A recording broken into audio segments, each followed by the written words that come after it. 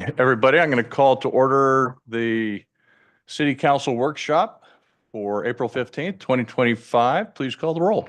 Councilmember Adler. Here. Councilmember Juanette. Present. Councilmember Rubio. Here. Vice Mayor Veros. Here. Mayor Armstrong. Here. Okay, we're going to go right into the workshop for today. This is an informational day. We're going to have a presentation. We'll talk about transfers in and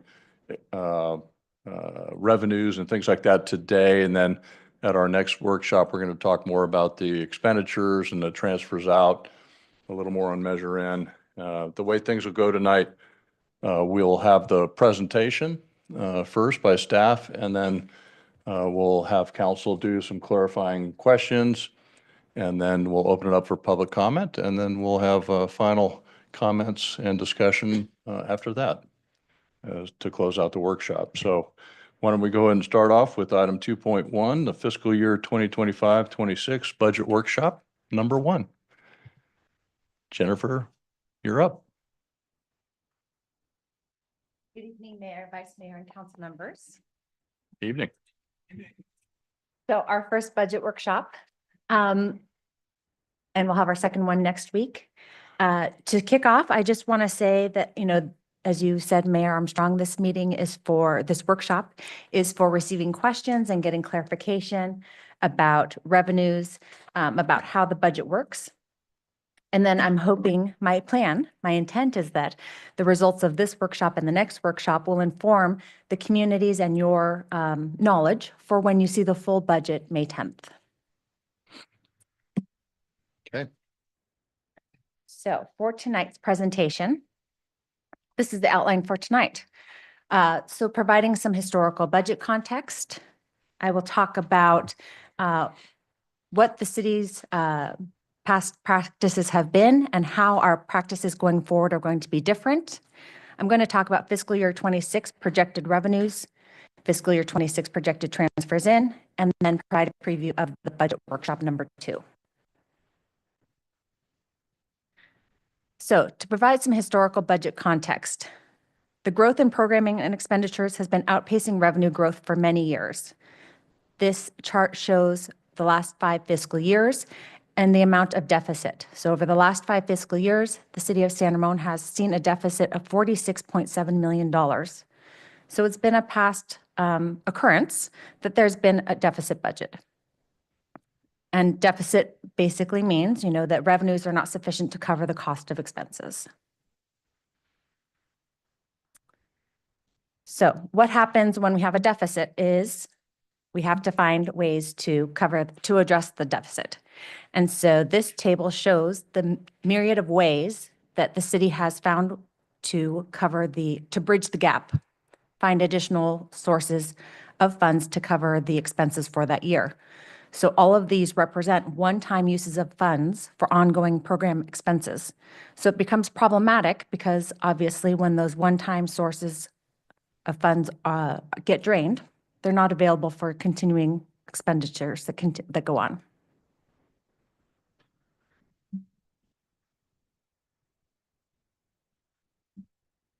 So a little bit of discussion now about past practices, how we got to the deficit situations, and how things are going to change now. And I'd like to highlight these 4 areas: ownership, communication, timing of process completion, and definitions and terminology. So in terms of ownership, council's goal number 2 is maintain a secure financial base. And one of the decisions that you've made along with this goal is creating a standalone finance department and creating a finance director position. So now there's very clear ownership of the budget, the audit, all of the financial results of the city. And our department understands that it is our responsibility to serve as the financial hub for the organization and the community. We understand the intent to have a greater visibility across the community and greater visibility within the organization. Our intent is to establish trust and respect through accuracy and transparency. These are all things that are earned, and so we intend to develop the systems and the processes and have the right staff who will produce the products that have accuracy and transparency to create the credibility in the community and the trust with all of you. To help facilitate that, we also have the process recommendations from our consultant, MRG, which will be coming out, I believe, at the end of the month. Another thing that's going to be different is communication. So along with the council goal number 5, enhance engagement and communication with residents and business community. Going forward, we will have intentional engagement, again, across the organization, as well as with the council and the community. My focus is also going to be on audience-driven presentations. I know that many times people in my position tend to create presentations around the information that we want to share. And it's my goal to be hearing from all of you and to be creating presentations around the information that you want to hear from me. And also when I go out to the community, learning from the community, working with them to hear what they want to hear from me so that I can provide them with the information that they're looking for. And lastly, having a collaborative focus. A lot of times there are opportunities where I talk to people and present information, or I receive feedback, but there's not an opportunity for a two-way exchange. And so I'm looking for more opportunities where we can have that two-way communication to have more collaboration.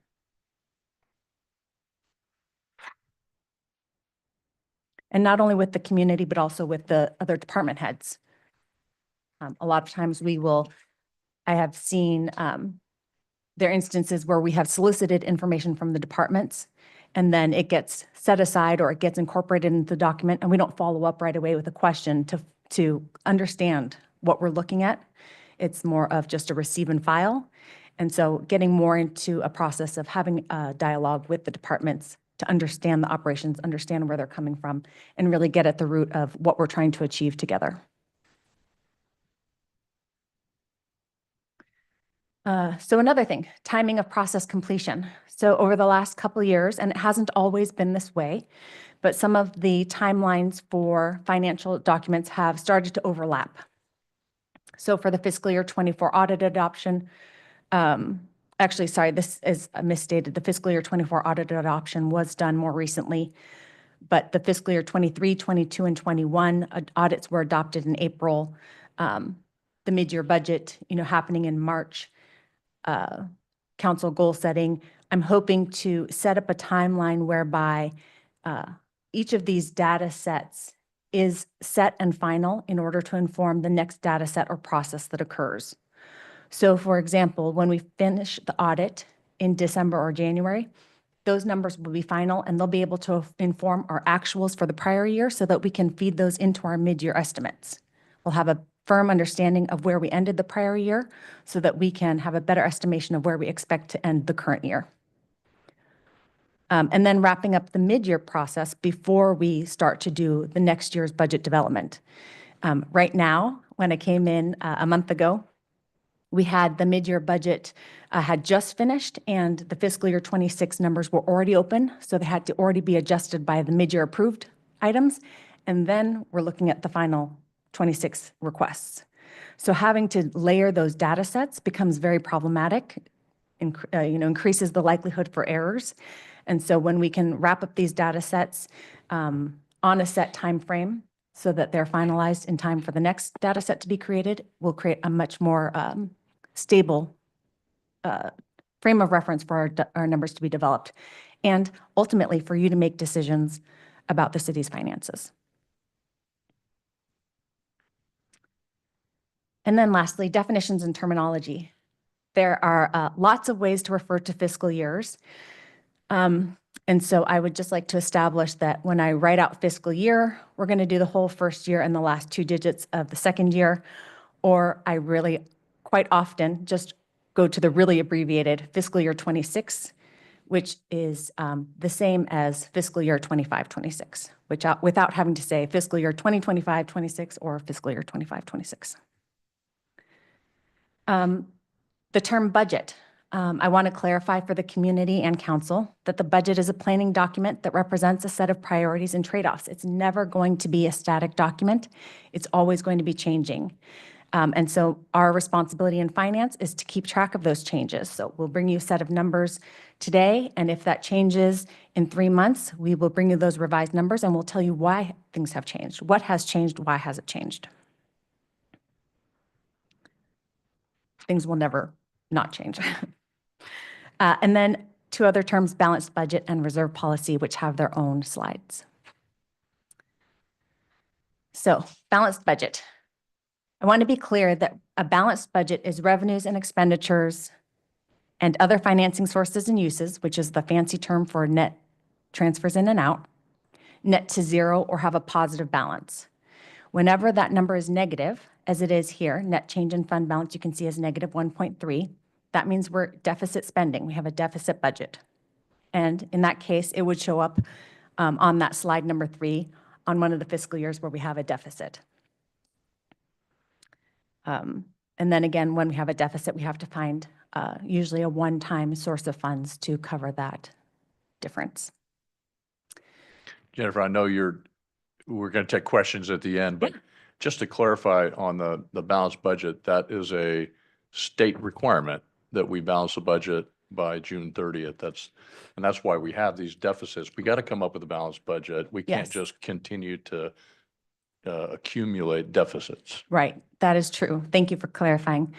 We can't actually approve a budget with a deficit, so there has to be some mechanism for balancing it. So that's why, yes, the one-time uses were approved. And in creating this definition for a balanced budget, it's my intention to communicate that we need to get to a position where we are not relying on those one-time amount or, pockets of funds. So then that net change in fund balance is added to the fund balance at the beginning of the fiscal year, which is taken from the audit at mid-year, and we arrive at our estimated fund balance. And I would just want to clarify that this is where fund balance comes from. There have been some instances where we've mixed the terms reserve and fund balance. And so fund balance is part of this calculation as a result of changes in revenues and expenditures and other financing sources. Our last term is the reserve policy. So the reserve policy compares that expected fund balance with the target reserve calculation.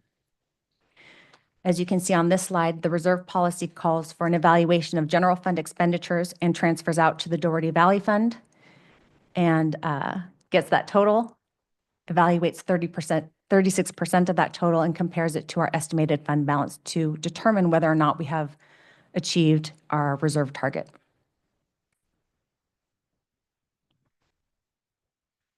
I have one question before, otherwise it will be tough for me to follow. So the previous one, then versus now balanced budget, yeah, this one. So you mentioned fund balance at July 1st, ACFR 27.3. This is July 1st of, is it like we are 2024? Is July 1st, 2024, this is where we started with 27.3, right? Yes, that's correct. July 1st of 2024. Just to make sure. And then our estimated fund balance at June 30th of 2025. Perfect. Thank you. Mhm.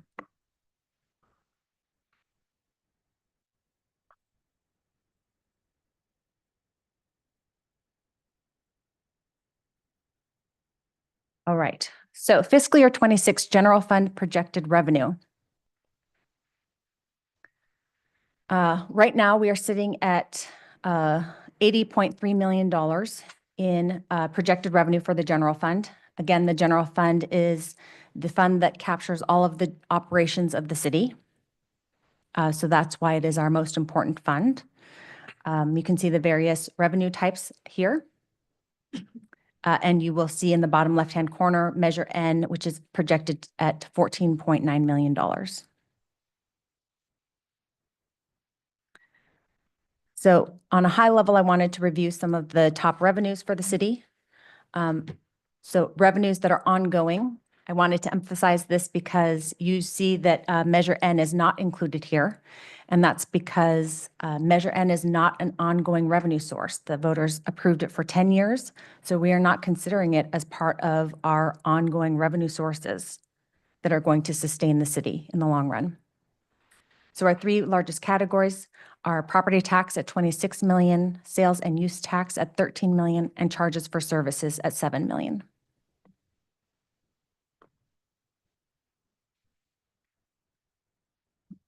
Property tax. So property tax is the ad valorem tax imposed on real and tangible personal property.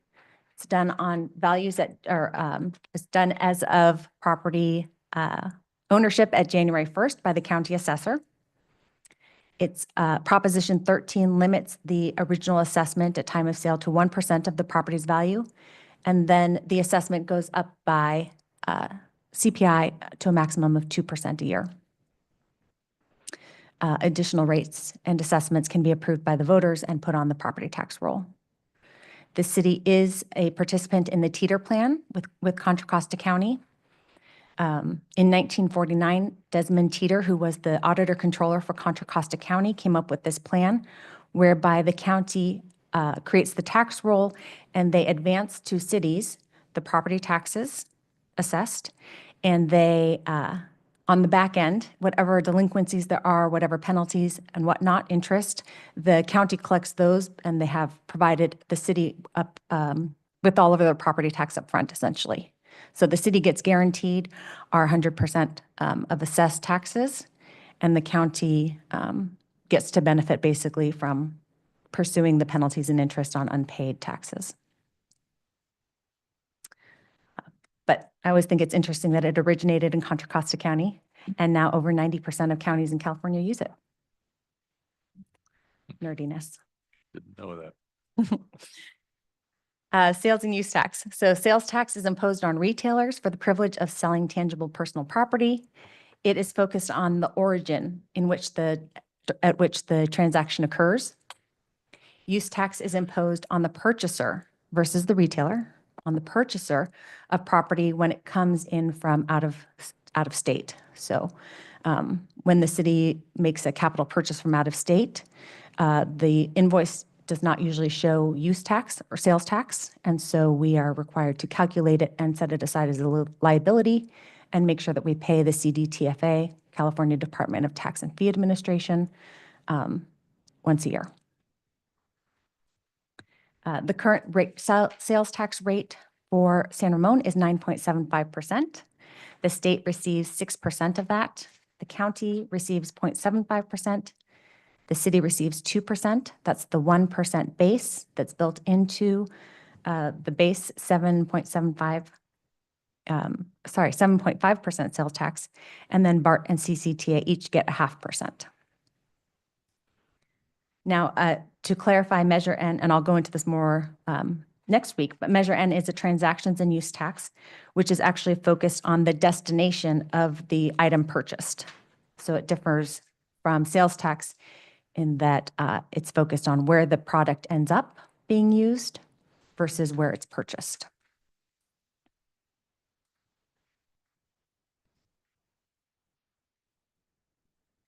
And our third largest category is charges for services. So we have three major types that I've highlighted here. User fees are paid by people who receive a particular public service, and it's limited to the cost of providing the service. So examples of these are document processing, fingerprinting, facility rentals, recreation classes. We have development impact fees, which are charged to compensate for new demands on public resources. Oftentimes, these are traffic impact fees, park dedication fees. Other agencies, I'm not sure here, had sidewalk or drainage impact fees. And then lastly, our regulatory fees, where the cost of regulating an action is passed on. And examples of those are building permits, planning services, building licenses, parking permits, that sort of things. Behavior that has to be regulated and the cost associated with that. So in relation to the item coming before you on April 22nd for the master fee schedule, you can see that charges for services plays a very large role in our revenues. It's very important that we know what our revenues are going to be for the year as they inform what our expenses can be.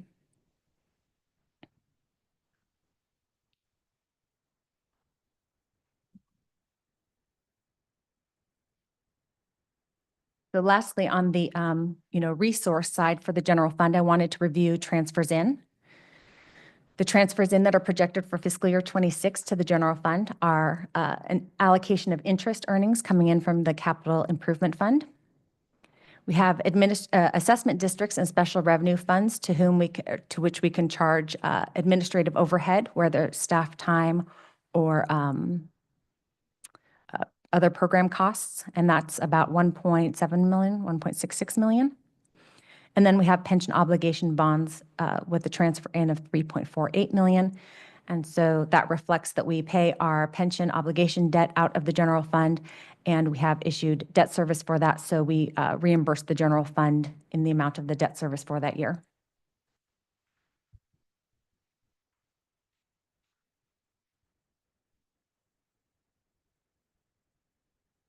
And then we have the budget workshop number 2 preview. So next week, I plan to review the fiscal year 26 general fund projected expenditures, the fiscal year 26 general fund projected transfers out, the capital improvement program and Measure N.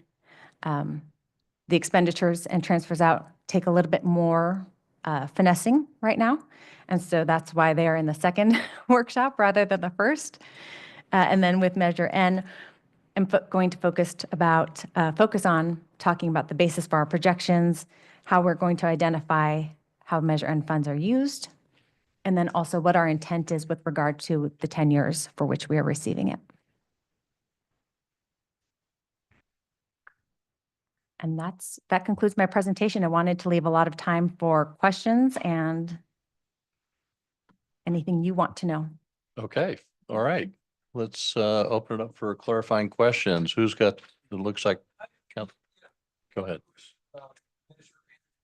Fluctuate. Now I see the amount change a little bit. Why did that occur? Is it fun?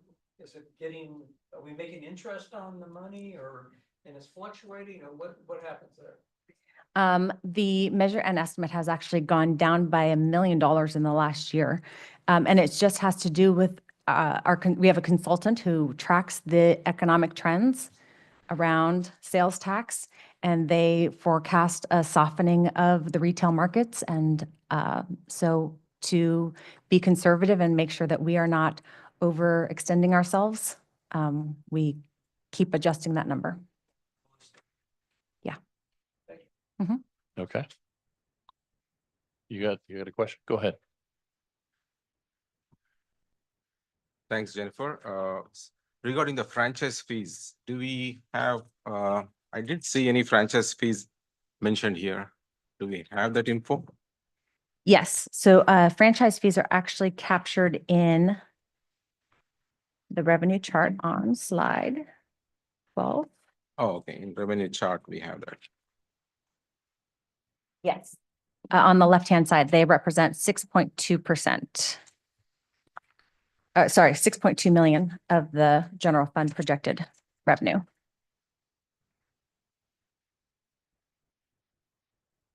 Okay. Now, if I remember right, we had some agreement with our garbage company, ACI, on helping them with some funding. So is it like, are we out of that, and are we going to get full funding from them? You know, I'm not sure. Either John Bell or Brian Bornstein might have information on the repayment of that. I think it's complete because that was over a 2-year period and it was over COVID. Yeah, I'm seeing nodding heads. So yeah, we have all the books squared on that one. Thank you. And this includes garbage plus our cable services and Also gas and electric. gas and electric. Mhm. Thank you. Yes. And my other question is,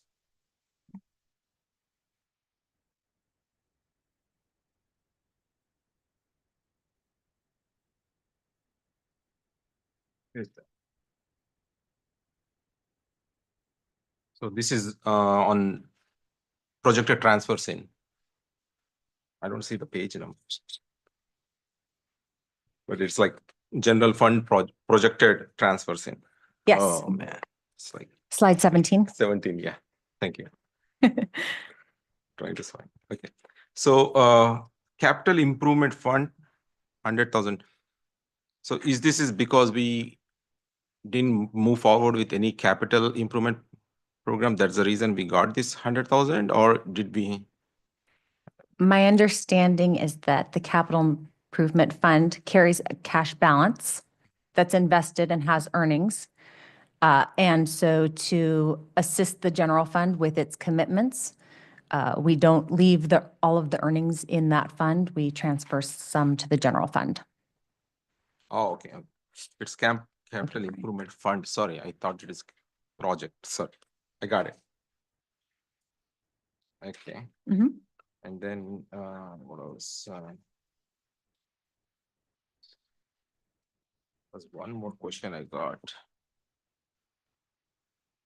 I'll come back to that. Thanks, thanks. Mayor. Okay, let me come down here.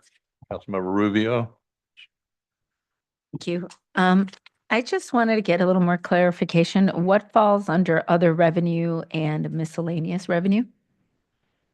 Yeah, I had to look that up myself because it's quite a large category. It's primarily rental income from facilities and fields. That makes up the bulk of that category. I would say that's about 3 million. I mean, that's the majority of it, 3 million. And then there are really extraneous, about 500,000 other things that made up about, I think there's the budget for fiscal year 25 is 3.99 million. So that 0.99 seems to be maybe 500,000 in regular other revenue items, and then 400,000 in one time. Okay. Okay, that's all I had. You laid out pretty clearly a lot of these things, so I appreciate it. Sure. All right, Councilmember Swaynet. Hey, Jennifer, thank you for the presentation. Couple of questions regarding ownership. There's a book by Jocko Willink called Extreme Ownership. It's a former Navy SEAL. If you ever get a chance to read it, this actually looks very similar to owning the duty that you have, which I'm appreciative of.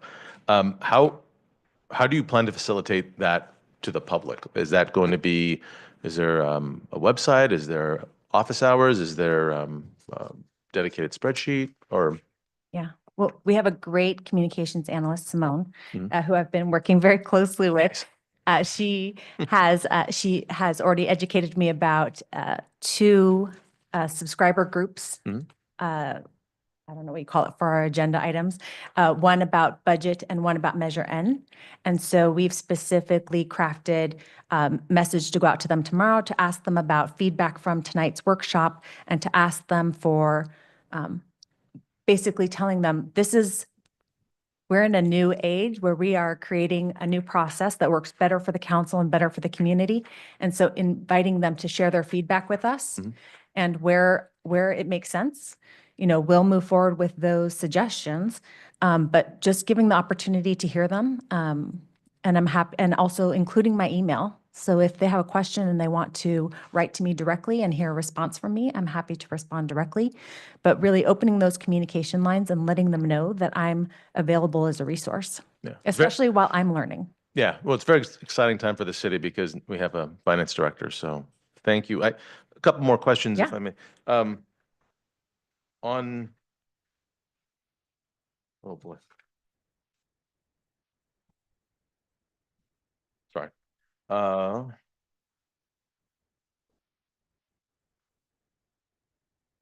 You had, I think it just lifted off my page. Hold on.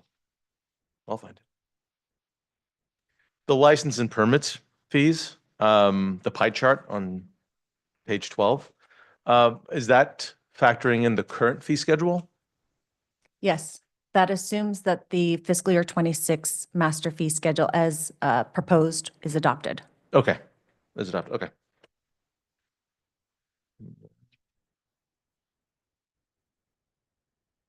You have on slide 17, I know it's a de minimis number, but what is other, the It's, I believe the description was Village Center. And I'm hoping Stephen can, Yeah, that's a good one. We're still researching that transfer in from Village Center. We'll get you more Oh, information okay. on it. It is a small amount. We're making sure to include everything. Yeah, I was foggy about that as well, when we were, oh, wait, I see, nope, no, I can't phone a friend. I'm seeing head shakes throughout the audience, but every now and then there's some legacy payment that's left over from some project that staff has retired and, trying to find that historic data on $3,000 and a $80 million revenue is a little bit time consuming, but we will figure it out. I see. Okay. That one's beyond my history with the city. Oh, okay. and I didn't have time to dig into that small, but I will. We wanted to make sure to include it, so knowing that somebody might actually do the math, say, hey, you're 3,000 off. I see. So- And one last question. Does the numbers factor in any federal grants or funding in these budget calculations? There are, and that would be in the intergovernmental category.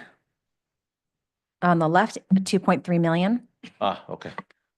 Okay, that's what that means. Okay. And I can look into what they are, but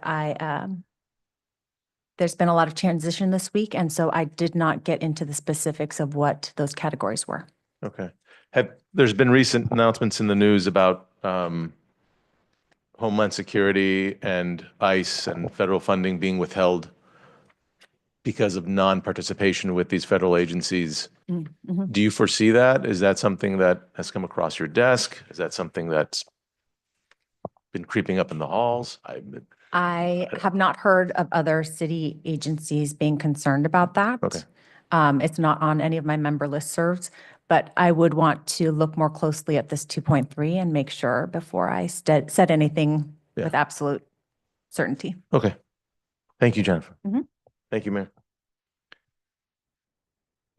Actually, most of my questions were answered. I do have a question on the, I guess it's the charges for services. It's listed on page 16 as 7 million, 9%. But it's like everything else. And if we're talking about revenues for FY 26, these are just estimates, right? So we really don't know what the development impact fees are going to be for this next year. We may or may not get some. Correct. Same thing with I had the same question on charges for services. Is that, and I want to go back to your question on that. The charges for services and licenses and permits, are those all covered under the user fee schedule that we're going to approve next week? Yes. All that stuff? Yes. Just broken out differently? Yep. Okay. And they're broken out based on the format required for the audit report. Okay.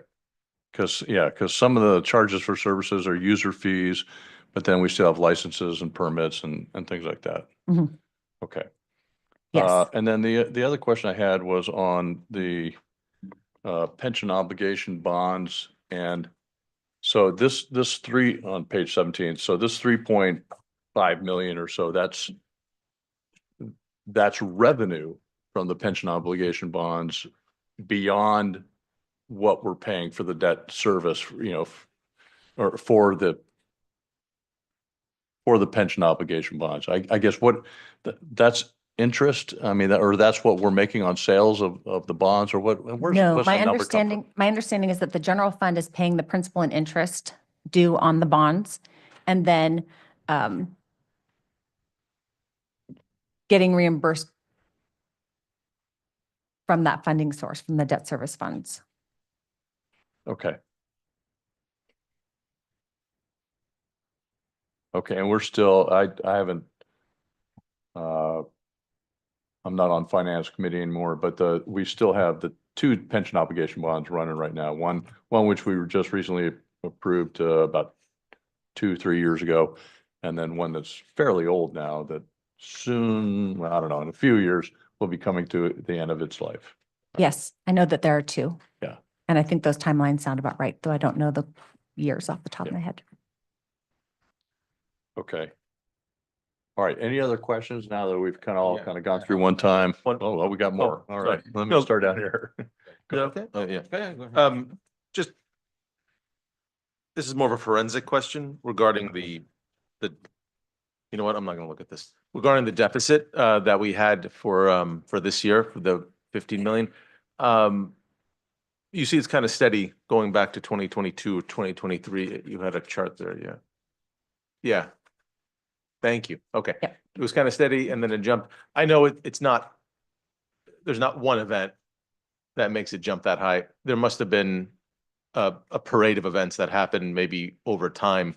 Is there a moment in time you could, I don't expect you to know this off the top of your head, where you could say, aha, this is where we dropped something, or this is where we miscalculated something, or this is where nothing like No, that aggregated into this dollar? I think it's a historical trend of many issues. I see. I see. Okay. Okay. And then, different things happening at different time, different anomalies happening at different Yeah. times and then impacting the operations different ways. I see. So it's, I could look into it, but it's very layered to figure out, to slice out the different impacts. Yeah, that was my, okay, you Yeah. answered my question. Okay, there wasn't one event of, okay, okay. Thank you. And probably if we didn't get the ARPA funds, the 4.1 million for 2 years in a row, some of those other prior fiscal years would have been higher and more like what it was last year. Yeah. And then we had pretty significant cost of living type increases, I think, for the city last year as well. It was a combination of factors. It was COVID, it was a drop in the hotel TOT. Yeah. The hotel tax over COVID, it went basically down to zero from 4 million to nothing. It's just every year it was one or two things that dropped down, but then we also would get the ARPA funding or figure out ways to make ends meet. We used to, haven't used it this year, but we had a stone skipping across the pond analogy. It was just like every year something would happen and we would figure out a way to make it, make ends meet. And then last year we were coming to our last skip in the pond. We couldn't really tap into any other sources. We did everything that we could. We were cutting. And then last year, and throughout the whole revenue measure process, we were alerting the community, hey, we've been doing a pretty good job making ends meet, but now we're at a point where you will start to see the impacts. You'll start to see library hours and staffing staffing in general go down. So that's when we made the concerted effort to do about a 1.5 year long education process. I think over this period of time, the one, if there is a criticism that could have been made is maybe we should have been, sounding the alarm a little bit sooner, but we were also at the same time, we had tools to deal with it. So really, it was just a combination of factors over the years. I know Scott developed a chart that we were using during the outreach that showed here's when COVID happened and this happened, and we figured out how to cover, it was like 20 million in shortfall over a 8 to 10 year period. So it really is a multitude of factors. I see. Okay. And one more, sorry, Vice Mayor, just one more. Was there any number in here that, thank you, Steve. Was there any number here that talked about outstanding debt calculated? Was there a loan from, nothing like that has to be repaid? So there's no, okay, no, it's. There's no discussion or no slide information about liabilities. Okay, thank you. So can we consider Scott's chart as that is going to help us to prevent what happened last year, the challenges and issues that we faced? Is that going to help us, or do we have any precautionary measure going forward, how to avoid any pitfalls or errors? Well, I think what we're and the direction from the council that we received in the past is to maintain next year as like a baseline year. Don't try to add anything that's not absolutely necessary. Try and keep costs as level as possible. See where Measure N comes in terms of the revenue, and then we'll get a good feel of what our pattern will be in the future. With Measure N, that as you see, the revenue estimates keep dropping. For that. If there is a downturn or any kind of hiccup in the economy and people stop spending, then that amount goes down even further. So I believe that this budget season, we will have a truly balanced budget without dipping into one-time revenue sources to make ends meet. So that will stop some of that trend. If you were to expand Scott's chart of everything, the deficits and what we had to cover, and it would kind of look almost like an EKG readout. Next year, I hope that's a bad analogy because then next year, I'm basically saying next year we're going to be flatlining, but next year it'll be a more stable chart going from there on out. So we're cautious to kind of, to issue any victory cry or saying from here on out it will be smooth sailing. I do want to remind everyone that our messaging during Measure N was that it would help maintain existing services. We did not say that we're going to add services or we're going to add X, Y, and Z project. It's just to help us maintain the current course. So we're still fully in the budget saving mode, being careful about restoring any positions. I think overall we were down 22 or so positions. We're not advocating to add 22 positions back. So it's still a bit of a flux, and I think next year will give us a really good baseline year as to how to move forward from here on out. A lot of moving parts. And I'll just clarify, I think, Stephen, when you said that we'll have a balanced budget for fiscal year 26, that's inclusive of using Measure N. Yes. Okay. Yep. So, and then this may be premature, but I have run this by Stephen and Scott. The idea that generally I would advocate for a 5-year long-term financial plan. When you get out to 5 years, it's already quite hazy. But I think that with the duration of Measure N being 10 years, I think we should look at 10 years. And because we have, Scott likes this term, a wall that we're going to hit, right? And so we need to be aware of that. And we need to be aware that at year 7, if we are going to need to renew Measure N, we need to be cognizant of how our operations are lining up. And if we've gotten everything kind of settled where we think that they are, where they need to be, organizationally, operationally, financially, what that looks like and how Measure N is impacted. My next question is regarding our reserves. In past, we talked about this 36%, right? So is that going to be part of this workshop or is it going to be separate topic about that? That will be a separate topic that we're proposing to present to the council once the budget is adopted. The beauty of any general fund reserve or any amount of money that we're talking about, it's how you slice up the pie. The pieces are still going to be there. So right now we are still shooting for the 36% reserve. There's a lot of discussion that needs to occur before we can make a recommendation or the council have enough information about what our risk is and what level we should be at for the reserve. So we're proposing right now to maintain that goal of trying to hit that 36%. And then we'll bring it back probably in the fall for next year's budget. And there might be a few other items that we'll consider that can change some of the numbers. Oh, okay, because let's make sure in that study, let's make sure we include our debt service payments so that we have a clarity on that, especially the percentage, how much we want to keep and, Yes. let's add that debt service. And one more question is, recently someone, I think one of the assembly member mentioned that there was an error in their accounting. I don't remember exact department, but there was a $1 billion error. Okay, so now are we investing anything in the technology or so that we can capture errors like that? Do we have any plans or is it necessary, not necessary? Yeah, so one of the things that we are looking at is an operational efficiency. I can't remember what the specific term is that Scott uses, but an evaluation of our accounting system to make sure that we're using it to its maximum functionality. And I think that will help us with regard to internal controls and, making sure that things roll through the system. We have a lot of transactions that we're still handling manually or in outside systems or on Excel spreadsheets that maybe don't have to be handled that way. And if everything can be contained in the system, then we ensure that data continuity to avoid, errors in the, errors such as that. Okay, because today I'm actually coming back from one of the CIO Academy government in like related to the government organizations. So one of the thing that pretty much becoming pretty popular is using AI features so that Mhm. you can train the models so that we can capture any errors that can happen. Mhm. Sometimes like instead of 1 0, if you have another add one more zero, then that those things are coming up. Looks like there are a lot of presentations there.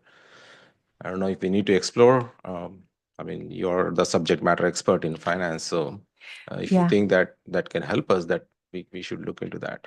Sure. And the good news is we have I don't recall the last time we had an audit come back with any significant findings. So we do have independent auditors that check our account balances and our books at the end of the year, and we come up pretty darn clean every year. That's good. So At this last CSMFO, California Society of Municipal Finance Officers annual conference in February, there were sessions on AI as it applies, as it's being applied to municipal finance. But I think at this point, it's been very exploratory. So, hopefully as that tracks and starts to be implemented or tested more broadly, we can see if there's something of value there. Okay. So one more question regarding the earmark that we received, right? $2 million from Congressman Dissonier's office. So do we have any plan when we are going to lay out that fiber optics? And if yes, are we going to generate any revenue out of it? yeah, we're working on two of our $2 million. We happen to get $2 million allocations, one from Swalwell, one from Sisanier.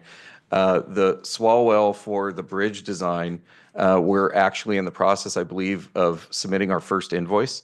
The way that it works is Caltrans is the agency responsible, I believe, for both the fiber optic and the bridge design.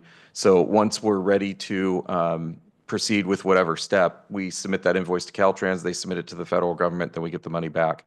I'm not sure where we're at with the fiber optic. Looking into the audience on that one, if we've laid any of the fiber optic from the grant. I'm not sure that we have from that earmark yet, but we can get you that information. In order to even consider leasing out some of the unused lines, I'm not sure that we have enough of the network laid out to do that. But we do have a fiber optic master plan that we expanded from just the smart signal corridor to citywide, and we'll be sure to address that in the plan. I think it's in there already. I'm not quite sure. I don't have it readily available, but that is an option eventually. We might be using 14 strands out of the 144 that we're laying. So if we have extra capacity, that is potential use to lease out those lines in the future. But we do need to get more of it in the ground. We have the conduit. We just don't have the actual cable in the ground in some places. We do in some areas, but not completely. I can get more information to you about that as well. That's great. Thank you. That's pretty much, Mayor. Okay. You got any more, Richard? The reserve policy. I think at one time our reserves were a little higher. We had a higher percentage. And I wonder if that decision to go lower had to do with the budget and trying to kick a little bit more money into the budget.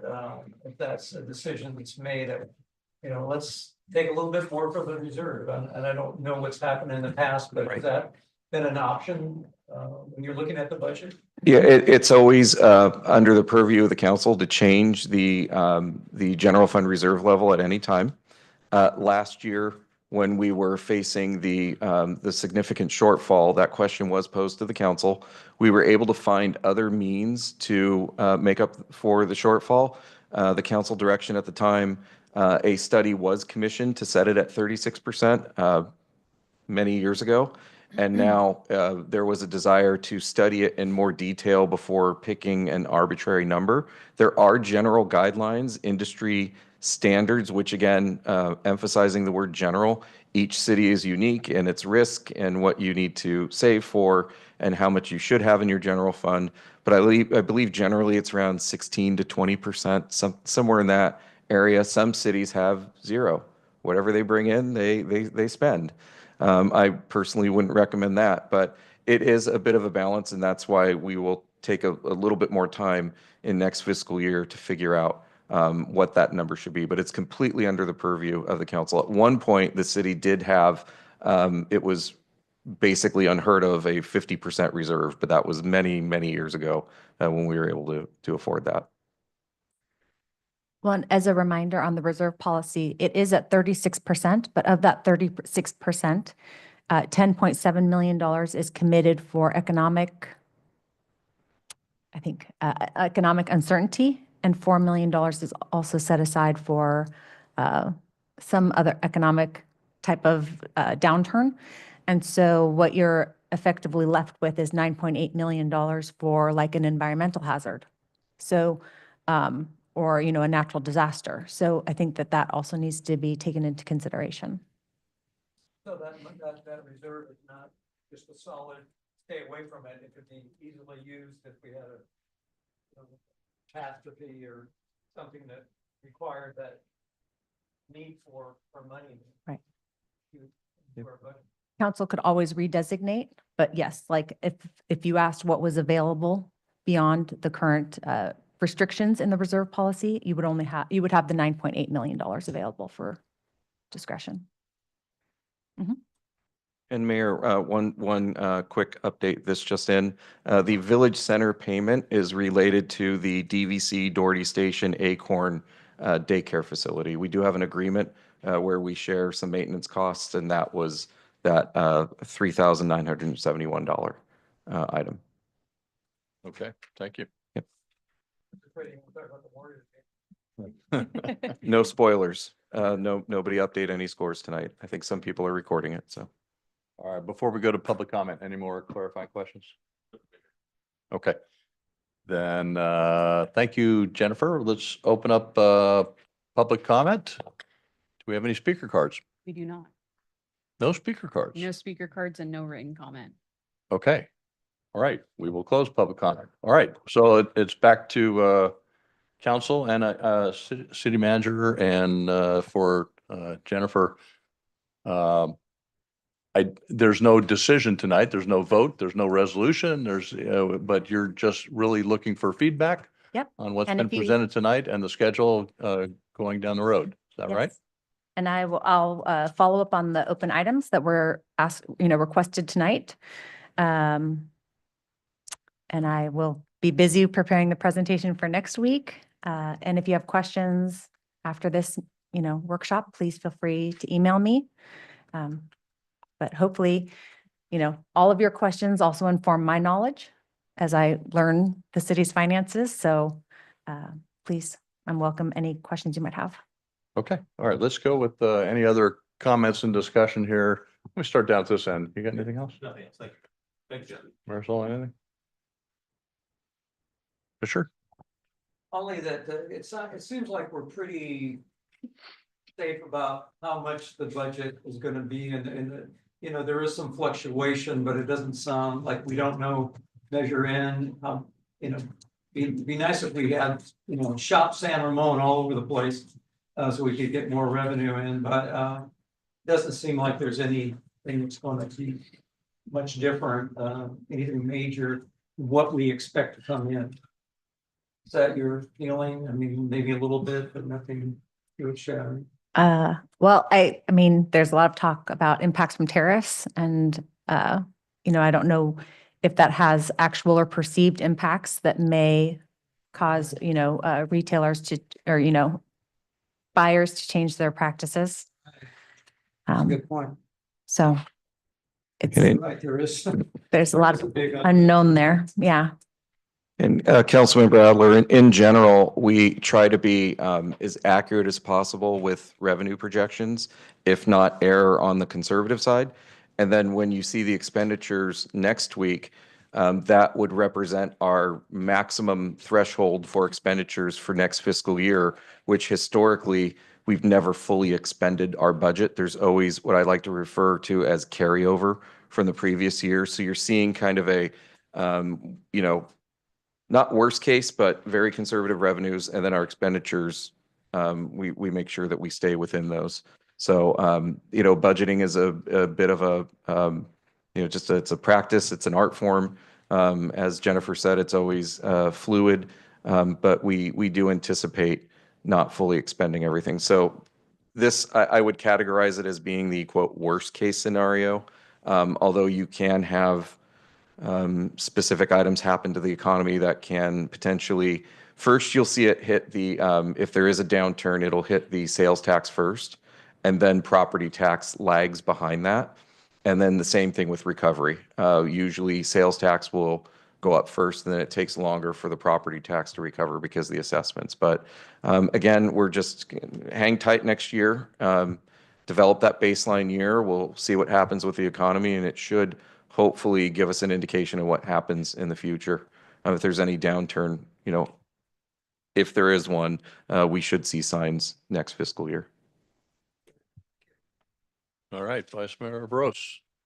Jennifer, thanks for presentation. I really like the intentional engagement, that piece, audience-driven presentation. I'm really looking forward for that, and I'm sure our community is looking forward for that, so that we can close the gaps and make sure that the misinformation and disinformation that is being shared within community need to be shut down, and give our residents a good chance to listen to the real numbers and real information. So that's a great step. And also on the timing process completion, surprised, but we are moving to January within from instead of April. So hopefully you'll have all the data that you need. As I mentioned, you are the subject matter expert. I'm sure you know about that. So I'm not worried. So that's another good move, I think. I'm looking forward for those changes and next workshop. Thank you. And I think as you'll see some changes in this fiscal year 26 process, but then gradually you'll start to see more changes, and nothing will be final, but you know, we'll be working towards an improved process. So just so that you know what if it doesn't work this year, we'll change it for next year. If we have other ideas for next year, we'll try to put those into place. So Perfect. nothing Sounds will good. be set, but we're working towards improvement. Thank you. Yeah, and thank you again, Jennifer. I was particularly interested in your comment about maybe looking at doing a 10-year projection because of the timeline, the time horizon for Measure N. I know in the past when we've done the 5-year projections, year 5 has always looked bad for us. It's been dismal. And you know, it's really scary, but yet we seem to, whether it's the skipping stones or the one-time funding or the different deficit, the ways we address the deficit, we always kind of got there in the current year. So I'm confident we're going to do pretty well from what it sounds like this year. But just, you know, keep in mind that we're a city, we're a government, but we're not the federal government. We can't print money. We can't go into massive deficit. We have to balance a budget. And so we're more like a family budget in terms of, you know, if you're Fewer not copies, making ends fewer meet, vacations. yeah, you either got to increase your income somehow, or you got to reduce your spending, or a combination of the two. And we talked a lot about this last year, and I think the same still holds true today. We've got to figure out how to live within our means. And I think we're really taking some serious steps this year to try to get there. As the city manager said, we have a tendency to budget conservatively, where we overestimate our expenditures and underestimate our revenues, and that helps us kind of at the end. We don't want to pad it too much in either direction, and we want to be fairly close, so we can kind of have the most efficient use of all the taxpayer funds that we do get. But as was said also, I think we look at this FY '26 is that baseline year, that year that we figure out what really is going to come in from Measure N. Where's the economy going? There's a lot of dust that's got to settle right now. And I think we all need to be, take kind of a cautious approach to the budget this year, that we don't make any big assumptions on what we may have to start. Let's do these programs and start this and do that and go ahead and spend all this money that it may not be there next year. So I think we just want to be cautious this year.